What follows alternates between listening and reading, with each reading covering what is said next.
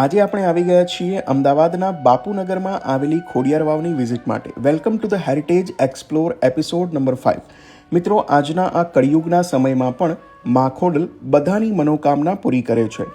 અહીં આવેલી વાવમાં મા ખોડિયાર પ્રગટ થયા હતા અને ખોડિયાર માતાજીના 999 થાપામાંથી એક થાપો છે ખોડિયાર વાવમાં અને આ વાવ લગભગ 1200 વર્ષ જૂની છે. ઇતિહાસની વાત કરીએ તો વણજારા બે ભાઈઓ આસો અને ખોડો પશુઓ સાથે પાણીની શોધમાં આવી પહોંચ્યા હતા.